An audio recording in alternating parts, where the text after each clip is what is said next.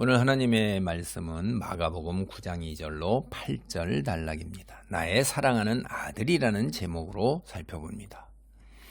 예수님께서 이 세상에 오셨다. 이게 그냥 온 게 아니라 사실은 구약 성경에 내내 예언되어 있는 거예요. 여러분이 더 깊게 살펴보면 창세기부터고 이렇게 읽으면서 금방 이렇게 깨달을 수 있는 것은 이 마가복음은 대개가 이사야서를 배경으로 하고 있어요. 이사야서하고 연결이 되고 이제 다른 복음서들도 그런 게 이사야서가 굉장히 중요하게 연결이 됩니다. 특별히 이사야서를 보면 하나님의 아들 구세주 메시아에 앞서서 엘리야를 보내겠다고 이야기를 해요.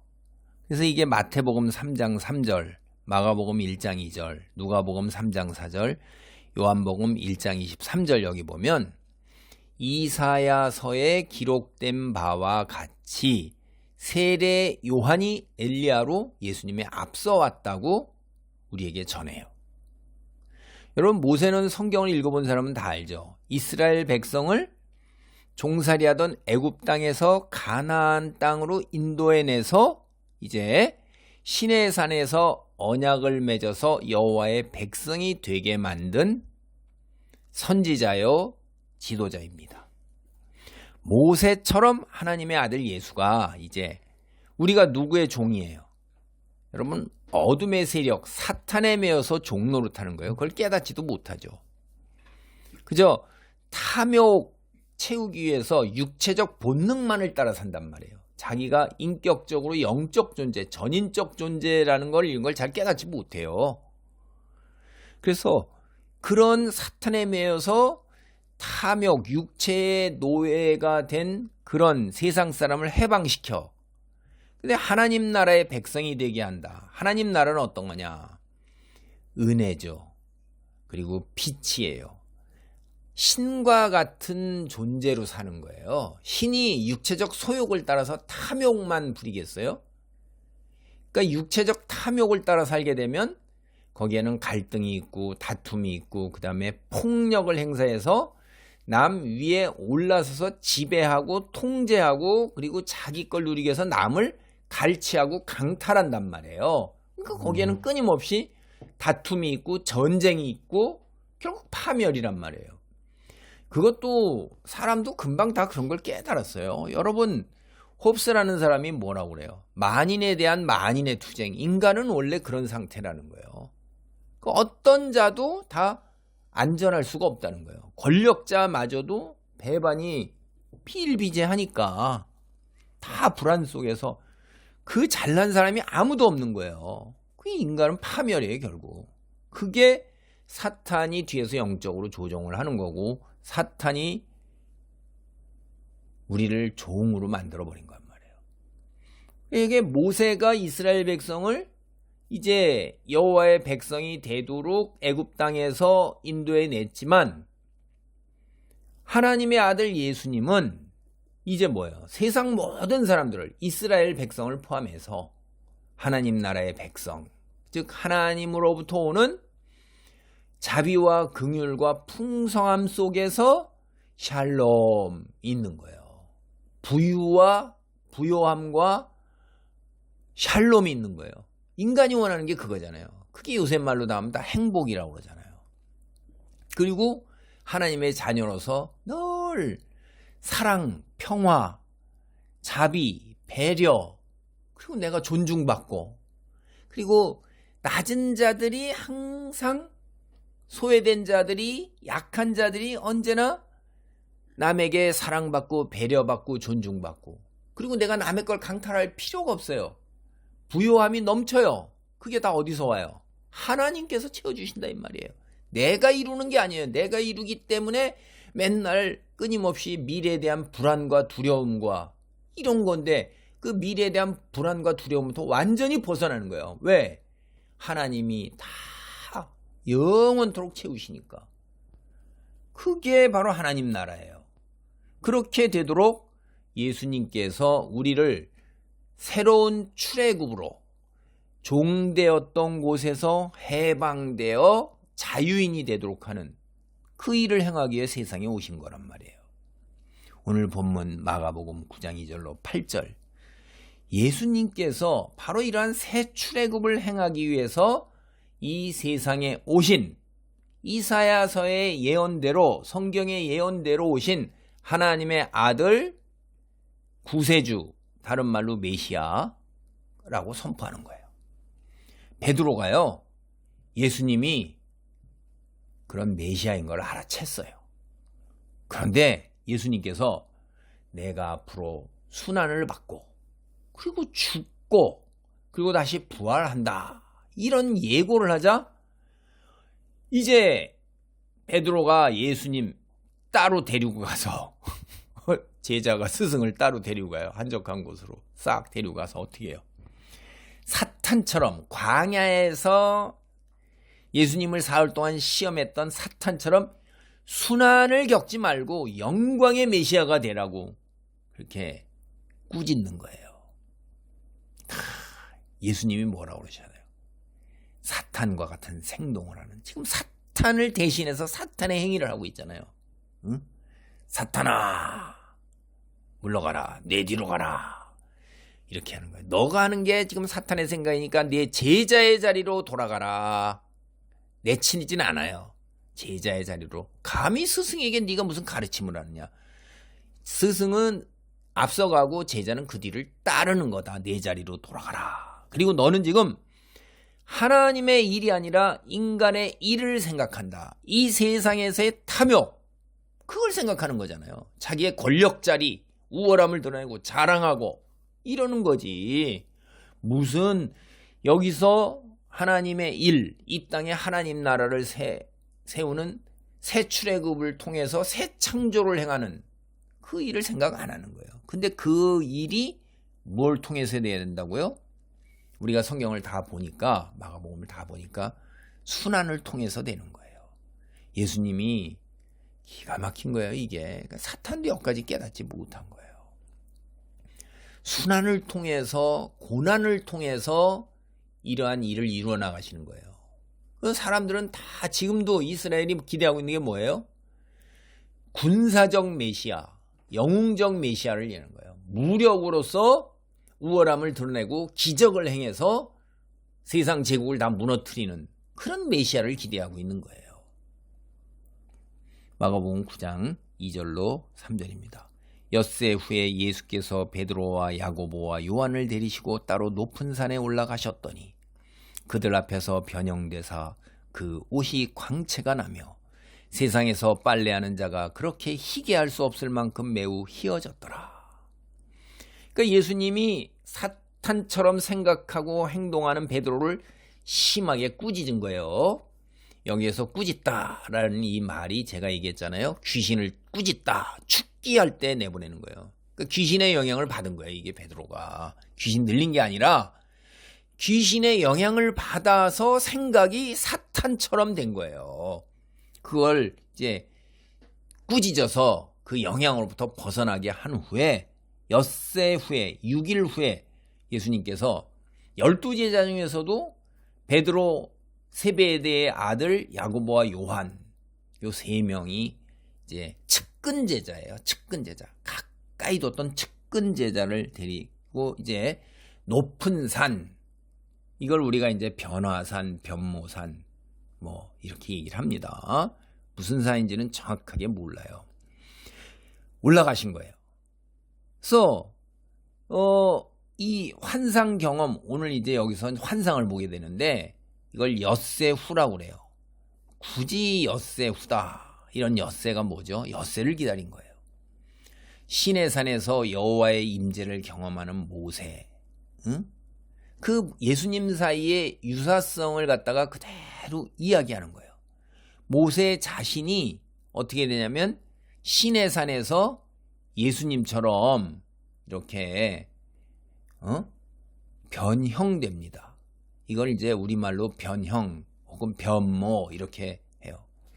그래서 이 시내산에서 변모된 것, 변형된 것, 희게 그렇게 된 것, 그 다음에 예수님도 높은 산에서 싹 다 완전히 희게 광채가 나게 변화된 거. 이게 이제 둘을 이렇게 연계시키고 있는 거예요. 그래서 우리가 이걸 읽으면 모세, 시내산 이거 금방 떠올리는 거예요. 성경을 아는 사람은.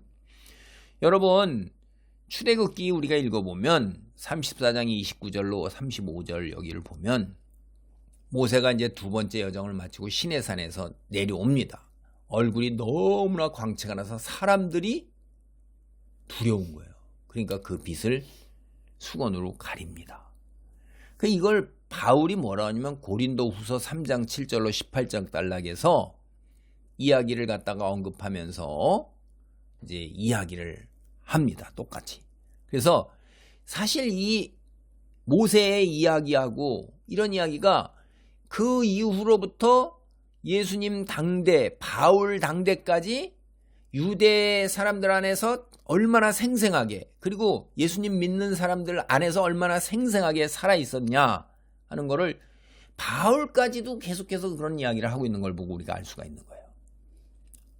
근데 마태나 누가복음을 보면요, 마가복음은 예수님의 얼굴뿐만 아니라 옷도 광채가 빛나고 있는 걸로 얘기하죠. 옷도.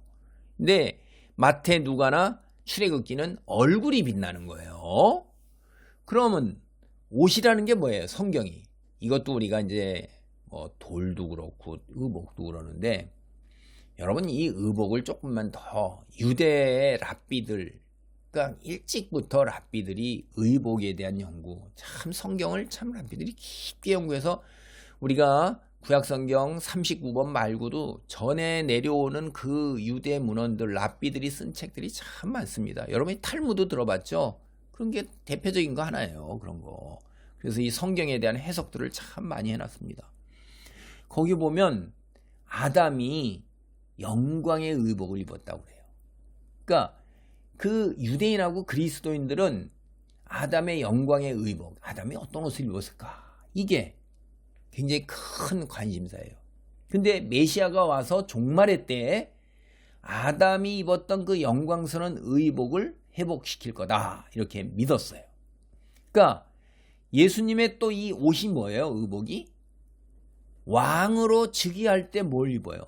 왕복을 입잖아요. 근데 옷이 광채가 어마어마하게 나는 거예요. 어떤 거예요? 왕이 입는 옷은 어떻습니까? 세상 사람들이 입는 옷하고 다르죠? 빛도 나고 거기다 금실, 은실 막 다 그냥 호화로운 무늬. 그 무늬는 아무나 못해요. 그런 거예요. 그래서 예수님의 광채가 난 의복이다. 이분이 새로운 아담이구나. 그 다음에 왕으로 올라선 왕이구나. 메시아구나. 이걸 갖다가 이제 이 의복 광채로 변한 거에서 이야기하는 것입니다.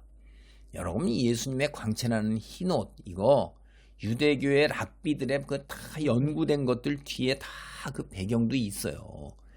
아담이 처음에는요, 하나님의 영광을 입었다고 그래요. 하나님 형상을 입었으니까. 그래서 아담이 광채를 발했고 천사하고 거의 비슷한 존재로 그렇게 놀라운 광채가 있었는데, 이 죄 때문에 그 광채 영광을 잃었다는 거예요.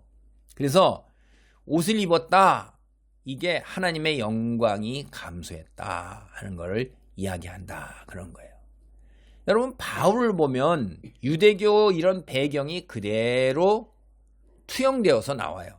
로마서 3장 23절 보면 모든 사람이 죄를 범하였음에 하나님의 영광에 이르지 못한다. 여기 영광이 뭐예요? 아담이 잃어버린 하나님의 영광, 인간이 다 잃어버렸다는 거예요. 고린도후서 3장 18절도 주의 영광을 보며 같은 형상으로 변화된다 하는 거예요. 주의 영광을 보며. 성도가 잃어버린, 아담이 잃어버린 영광이 회복된다는 거예요. 고린도 전서 15장 49절도 우리가 흙에 속한 자의 형상을 입은 것 같이 하늘에 속한 이의 형상도 입으리라. 이게 뭐예요? 첫 아담이 잃은 영광, 그래서 흙에 속한 자가 됐잖아요. 이제 마지막 아담인 그리스도 안에서 우리가 다시 있게 된다는 거예요. 그래서 갈라디아 3장 27절도 그리스도로 옷 입었느니라, 이런 말을 해요. 그때 이게 옷이 뭐예요 도대체? 응? 옷 입었다 하는 거 뭐냐? 영광이란 말이에요. 영광. 유대교에서 어떤 게요? 영광의 옷, 아담이 입은 영광의 옷, 하나님의 광채, 하나님의 형상이 담지한 놀라운 그 영광의 광채, 이거 금방 다 이해했어요, 당대 사람들은. 우리는 이제 너무나도 이런 유대 전승, 유대 이런 거에서 좀 뭐 거의 모르잖아요, 우리는. 네, 이제 당대 그리스도인들은 처음이 다 뭐죠? 유대 그리스도인이잖아요. 유대교를 믿었다가 눈이 떠진 사람들. 이 개종이 아니에요, 여러분. 유대교에서 기독교로 개종했다 이런 생각이 아니라 성경 똑같아요. 그 구약 성경에서 말하는 메시아가 예수 그리스도라는 것을 깨달은 사람들이란 말이에요. 그게 바로 바울이란 말이에요. 마가복음 9장 4절로 5절입니다.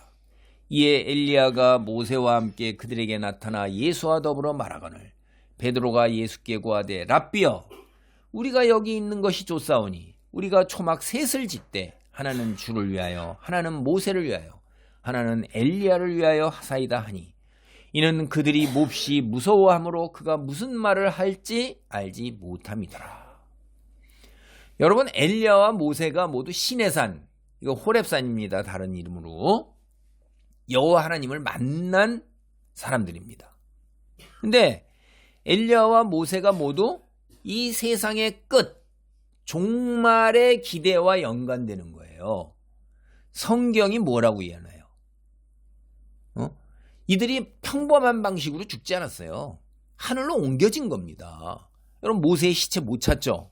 그래서 사람들이, 유대인들은 모세가 죽지 않았을 거라고 믿기도 했어요.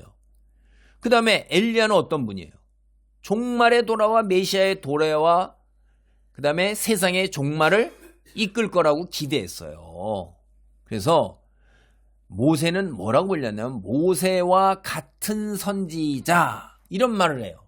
응? 이게 종말하고 연결, 세상의 끝이에요, 이게.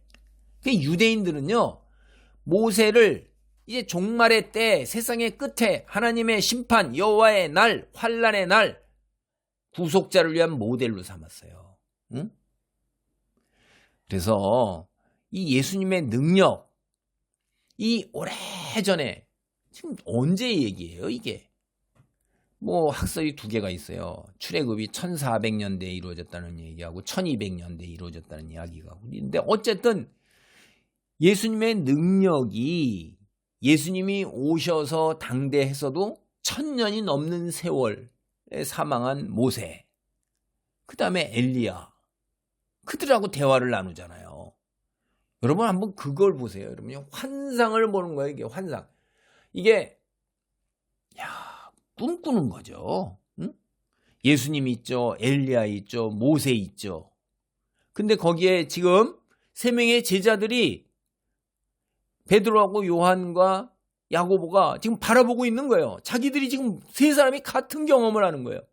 어때요? 이 세상에 있는 것 같아요? 막 구름이 있지, 모세, 엘리야, 야, 기가 막힌 거예요.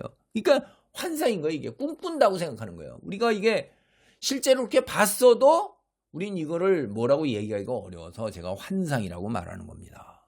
종말에 나타날 것이라고 위한 구약 성경의 예언이 그대로 이루어지잖아요. 지금이 뭐예요? 종말이구나라는 거예요. 엘리야가 모세와 더불어 갑자기 출현하면서 예수님이 변모하신 사건이 이제 세상의 끝이 시작된 증거예요. 그리고 동시에 뭐죠? 세상의 끝은 뭐예요, 그게? 하나님의 영광이 세상에 차고 넘치게 되는 하나님의 나라가 성취되기 시작하는, 그리고 성취되는 그 징조란 말이에요, 이게. 그래서 예수님이 변모하셨다 하는 거는 예수님이 그렇게 빛나는 광채를 지닌 그 몸으로, 변화하신 몸으로 다시 살아나신다. 그래서 왕으로 올라서신다 하는 것을 또 보여주는 전조예요. 그래서 9장 9절에서 뭐라고 그랬었냐면 예수님께서 인자가 죽은 자들로부터 일으킴을 받기까지, 부활하기 전까지 지금 너희 봤잖냐? 이거 입에 담지 말라. 앞에 쭉 한 이야기들도 다 귀신들한테도 뭐라고 그랬어요? 예수님이 당신이 누구신지 아나이다, 거룩한 자 아나이다, 하나님의 아들이니다, 이럴 때도 잠잠하라 하고 드러내지 못하게 하셨어요. 이게 다 부활하고 연관된 겁니다. 오늘 본문 이야기의 배경, 제가 지금까지 얘기한 걸로 여러분은 모세하고 연결되어 있다는 걸 알 수 있어요. 여러분, 모세 하면 초막도 떠올려야 되고 성막도 떠올려야 돼요. 성경을 조금 읽어보면 금방 다 압니다. 그래서 모세하고 출애굽한 이스라엘 백성이 광야 40년 동안 어디에 거주했어요? 초막에 거주했잖아요. 그럴 때 성전을 솔로몬이 짓기 전까지는 뭐가 있었어요? 성막이 있었잖아요. 그래서 이런 초막하고 그러면 그게 누구예요? 출애굽이고 모세가 이게 떠올라야 되는 거예요. 근데 유대인들은 그렇게 당장 금방 떠올랐어요. 왜냐하면 그들은 그렇게 절기를 지켜왔고 그게 대대손손 지금 절기를 다 지켜왔으니까 초막절을 지켰잖아요. 지금도 지키고 있어요. 저들은. 초막절 절기가 뭐예요? 그게 다 예수님 변모 사건에 그대로 반영되어 있는 거예요. 초막절 절기에 초막에 거주하는 경험, 이게 뭐죠? 종말의 때에 신이 임재하시는 거예요. 그래서 하나님의 나라에서 의로운 순교자들이 하나님의 임재로부터 받는 그 놀라운 영광과 보상과 상급, 이걸 미리 맛보는 걸로 이들은 생각을 합니다. 유대인들은. 오늘 본문 이야기 뭐예요? 초막이 나오잖아요. 예. 그래서 이게 종말이라 이 말이에요. 그래서 베드로가 이런 관점에서 이거 다 알고 있는 거예요. 베드로나 이게 유대인들은 다 아는 겁니다. 이런 얘기를. 랍비들로부터 다 배웠고 그래서 다 아는 거예요. 예수님이 이렇게 변모하신 것, 그리고 예수님과 엘리야 모세가 출연하고 이야기를 나눈 것, 이걸 보고서 야, 이제 종말이구나. 성경이 그대로 이루어지는구나. 벌벌벌벌 떠는 거예요. 두려운 겁니다. 종말이 뭐예요? 하나님의 무서운 진노의 심판입니다. 동시에 하나님의 백성에게는 그때가 축복인 거예요. 그래서 그가 초막 셋을 짓자 이렇게 얘기하는 겁니다. 근데 베드로가 초막 셋을 짓자 하는 게 이게 베드로가 사실은 뭔가를 잘못 이해하고 있는 거예요. 랍비여, 여기에 있는 것이 좋습니다. 이게 뭐예요? 예수님과 더불어 에덴 동산과 같은 이곳, 신의 임재 있는 이곳, 나는 그냥 여기에 있고 싶고자 하는 거예요. 자기의 이기적 열망이에요. 이거 히스기야하고 똑같은 거예요. 나만 괜찮으면 됐지, 이런 거죠. 근데 예수님은 어떻게 해야 돼요? 변화산으로부터 내려가셔서 이제 다른 많은 세상 사람들을 하나님 나라로 이끌기 위해서 십자가 순환을 당해야 돼요. 자기는 여기에 에덴과 같은 이곳, 여기에 그냥 머물겠습니다. 여기가 좋습니다. 이렇게 하는 거예요. 또 하나는 초막을 셋을 짓자는 거예요. 하나는 주를 위하여 예수님, 하나는 모세, 하나는 엘리야. 이게 뭐예요? 그럼 예수님하고 모세하고 엘리야하고 똑같다는 얘기잖아요. 어떻게 그렇게 돼요? 예수님은 하나님의 아들이세요. 모세와 엘리야는 누구죠? 피조물 인간이에요. 이거 그렇게 할 수가 없는 겁니다. 마가복음 9장 7절입니다. 마치 구름이 와서 그들을 덮으며 구름 속에서 소리가 나되 이는, 이게 중요한 거예요. 내 사랑하는 아들이니, 내 사랑하는 아들. 그 다음에 그래서 어떠라는 얘기예요. 그러니까 너희는 그의 말을 들으라 하는지라. 초막 셋을 짓자. 베드로가 이렇게 얘기했는데 이게 한 번에 그냥 확 날아갑니다. 어떻게 되죠? 구름이 팍 덮이면서 예수님과 모세 엘리야를 뒤덮어버려요. 그리고 구름 속으로부터 하나님의 음성이 들려와요. 내 사랑하는 아들이니 너희는 그의 말을 들으라 해서 초막 셋 짓자는 베드로의 이야기가 그냥 한 번에 날아가 버리는 거죠. 여러분, 이 초막 셋을 지어서 막 그러니까 섬기겠다는 거 아니에요? 그러면 인간이 섬기는 신, 그게 신이에요? 여러분, 그리스 로마 신화 볼 때 뭐 요새 오디세이도 뭐 어쩌고 뭐 신들이 나타나서 어쩌고 뭐 그런 이야기 하고 그러는데 인간의 도움을 필요로 하는 게 신이냐 이 말이에요. 신은요, 인간의 도움이 필요가 없는 거예요. 신이지. 인간이 섬겨야 되는 신, 인간의 도움을 필요로 하는 신. 그래갖고선 그리스, 로마 이런 식도 다 고대 근동도 그렇고 뭐 필요해요? 왜 신이 인간을 창조한지 아세요? 인간의 섬김을 필요로 하기 때문에 그 필요한 부분을 메꿔주기 위해서 다 창조했다고 그렇게 봐요. 근데 성경은 뭐라고 그래요? 그거 아닙니다. 하나님은요, 우리 필요 없어요. 하나님은 그 자체로 족하십니다. 그런데도 우리를 사랑하셔서 우리와 교제를 나누고 우리를 너무너무 사랑하기 때문에 우리와 성부, 성자, 성령이 서로 교제하는 그 놀라운 교제 속에서 충만함과 사랑과 배려가 있는 것, 그거를 그대로 우리에게 경험하게 하기 위해서 우리를 갖다가 이렇게 놀라운 신의 자녀라 부르시고 신의 그 형상을 담지하게 해서 영원한 생명을 누리게 하는 신의 놀라운 그 성품을, 기능까지도 다 상당 부분을 우리에게 허락하시는 거 아니에요. 창조하죠, 생각하죠, 이게 남을 사랑할 수 있는 능력이죠. 이게 기가 막힌 거예요, 이런 게. 자, 그래서 이제 여러분, 이 구름이라는 게 뭐예요? 인간의 필요가, 섬김이 필요가 없어요. 당신이 그냥 친히 다 덮어서 보호한단 말이에요, 이 구름이. 그래서 그 신적 현존으로 가득 찬 장엄한 영광의 구름, 이거 출애굽 때도 그랬어요. 그래서 사람들이 벌벌벌 떨었잖아요. 모세, 시내산이나 성막에. 네, 하나님의 종 예수님 사막에게서 구출된다. 이건 오로지 하나님 손에 달려있는 거예요. 구름이 그 이야기하는 겁니다. 보호의 구름이에요. 근데 구름 속에서 들려온 게 이제 신의 음성을 들은 거란 말이에요. 그래서 모세와 엘리야, 그거라고 비교도 할 수 없는 게 내 사랑하는 아들이라고 그러잖아요. 사랑하는 아들. 여기에서 봅니다.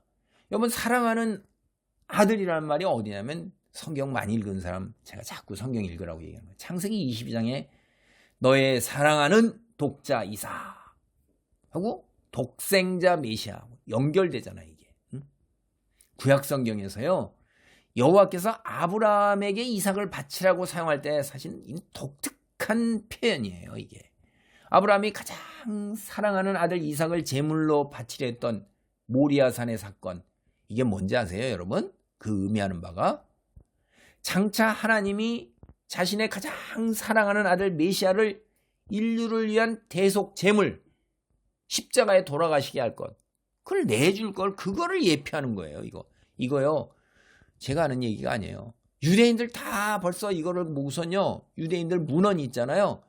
십자가의 사건으로 이해를 해요. 그걸 예수님까지는 연결 안 시키는데, 이 이삭이 번제, 이 나무를 메고 올라가는 거, 그거를 십자가 사건으로 이해한단 말이에요.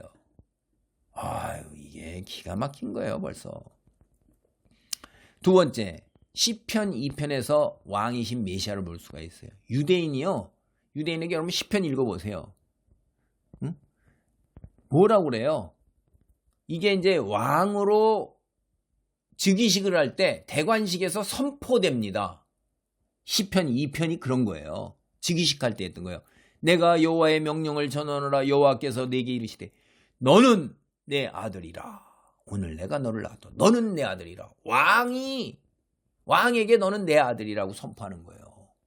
그러니까 이 이야기 딱 들었을 때 유대인들 다 뭐 알아요? 예수님 당대에도. 그때부터 벌써 전해 내려오는 거예요. 시편 2편. 왕의 즉위의 대관식 때 불렀던 그 시편이, 이게 딱 들어오죠. 너는 사랑하는 내 아들. 아이고, 예수님이 왕이네. 왕으로 올라서셨네. 이거 금방 떠올라요. 우리는 이제 이걸 잘 모르니까 연결을 못 시키죠. 하나님께서 예수를 내 사랑하는 아들이라고 부르신 것, 그분이 온 우주를 통치할 유대인의 왕이고 열방의 통치자로 기름 부음 받은 메시아라는 거를 공식적으로 선언하는 거예요. 구약성경이 내내 그런 얘기하니까 이제 그의 말을 들으라. 이게 뭐죠? 여러분, 이것도 성경 읽은 사람은 금방 또 모세가 이스라엘 백성에게 남긴 마지막 유언을 금방 떠올릴 수 있어요. 여러분, 신명기 18장 15절에 보면 모세가 이렇게 얘기를 해요. 네 하나님 여호와께서 너희 가운데 내 형제 중에서 너를 위하여 나와 같은 선지자 하나를 일으키시리니 너희는 그의 말을 들을지니라. 그의 말을 들을지니라. 그러면 모세와 같이 위대한 선지자가 누구죠? 예수님이라는 거예요. 벌써 이게요. 유대인들은 이 말 딱 들었을 때 다 이걸 떠오른 겁니다. 모세가 얘기했던 것. 이제 모세의 법이 아니에요. 누구예요? 예수님의 말을 들어야 하는 시대가 왔다는 겁니다. 오늘 정리하겠습니다. 이 변화나살에서 들려온 하나님의 음성, 구약의 그 세 가지 메시아, 이 이미지, 상을 하나로 묶은 거예요. 예수는 아브라함의 이삭처럼 바쳐질 대속 제물이에요. 창세기죠. 그리고 온 세상을 다스릴 하나님의 왕이세요. 이게 시편이죠. 그리고 모세가 우리가 귀를 기울여 그 말씀을 들어야 하는 최종적인 예언자, 이게 신명기잖아요. 이 세 가지를 다 묶은 게 바로 변화산에서 들려온 하나님의 음성이십니다. 9장 8절입니다. 문득 둘러보니 아무도 보이지 아니하고 오직 예수와 자기들 뿐이었더라. 이제 환상에서 깬 거예요. 딱 와 하다가 여러분 여기에서도 우리가 알 수 있는 거예요. 예수님하고 자신들만 있는 거예요. 예수님보다 앞선 두 선지자가 흔적도 없이 사라졌어요. 꿈을 꾼 것 같아요. 예수님만 제자 앞에 나타났어요. 오늘 말씀을 정리합니다. 하나님의 아들 메시아로 오신 예수, 인류의 죄를 대속하기 위해 고난의 메시아로 오셨어요. 이 부분이 참 힘듭니다. 저도 힘들어요. 예수님을 따르는 사람들은 저마다 자기를 부인하고 자기 십자가를 지고 예수님 뒤를 따라야 한다. 예수님이 그렇게 말씀하셔요. 제자들뿐만 아니라 오늘 우리도 영광의 메시아를 따르기를 원해요. 그냥 예수님 뒤 따라가면 천지전능하신 신이요 사랑하는 하나님의 아들인데 보상과 상급이 딱 주어져야 되잖아요. 그런데 그게 아니라는 거예요. 너희도 나처럼 고난을 짊어져야 된다는 거예요. 우리는 고난은 피하고 싶잖아요. 이 세상에서도 형통하고 평안하고 부요하고 또 오는 세상에서도 하나님의 놀라운 상급을 누리기를, 영광을 누리기를 바라죠. 누가 이 세상은 고난이고 저 미래의 소망, 이거 누가 선택하겠어요? 이게 우리의 여지가 없습니다. 제자가 스승보다 낫지 못하다고 그랬어요. 예수님을 보면 세상에서의 고난, 이건 분명히 오는 세상에서의 영광이에요. 왜냐하면 예수님이 부활한 다음에 왕으로 올라시고 승천하셨잖아요. 어마어마하게 놀라운 영광, 하나님의 보좌 우편, 그거 우리 압니다. 놀라운 영광. 근데 우리는 지금이 힘들잖아요. 지금 견디는 게 이게 얼마나 어려워요. 마땅히 짊어져야 하는 걸 알지만은, 머리는 알지만 이게 몸이 안 따른단 말이에요. 그래서 어떻게 해야 돼요? 기도하고 훈련해야 되는 거예요. 바르게 알고 제대로 믿고 큰 깨달음 속에서 하늘의 미랄, 세상과 구별되는 빛의 자녀, 하나님의 백성 되기 바랍니다. 아멘. 할렐루야. 하나님 감사합니다. 오늘 아버지 하나님이 이 변화산 사건 속에서 하나님의 사랑하는 아들 메시아 되신 예수 그리스도, 우리가 그의 말을 들어야 되는 것임을 깨닫습니다. 내가 이 땅에서 예수님 믿고 아버지 형통하고 회복되고 남들보다 아버지 하나며 부요함을 누리는 것을, 우월함을 드러내고 자랑하고 예수님으로 말미암아 내가 이렇게 복받고 형통하고 평안 속에서 이렇게 행복한 삶을 산다고 아버지 하나님이여 사람들에게 입 벌리며 떠 벌리며 자랑해야 되는데, 예수님은 우리에게 십자가의 길, 고난의 길을 걸으라 하십니다. 아버지 너무나도 힘들고 어렵습니다. 주여 도와주시옵소서. 예수님이 걸으신 길이 생명의 길이요 구원의 길이요 축복의 길임을 알지만은 아버지 이것을 뒤따르는 것이 너무나도 힘듭니다. 12제자 다 그래서 다 도망갔습니다. 그러나 예수님이 40일 계시는 동안에 그들이 놀라운 깨달음 속에서 이제 변화되고 바뀌고 목숨을 내놓고 아버지 하나님이여 예수는 그리스도시요 하나님의 아들이시다라는 걸 전하고 우리 또한 그 길을 걸으라고 전하고 있습니다. 주여, 성경이 전하는 메시지를 바르게 보고 깨닫고 그 놀라운 하늘의 미랄로 아버지 하나님 살아가는 삶의 여정이 되는 축복과 은혜가 있기를 기대합니다. 주님이 성령의 내주하심과 천군 천사의 보호 인도하심으로 이 놀라운 제자의 길, 섬김의 길을 기적으로 이뤄내게 하소서. 예수님의 이름으로 기도하옵나이다. 아멘.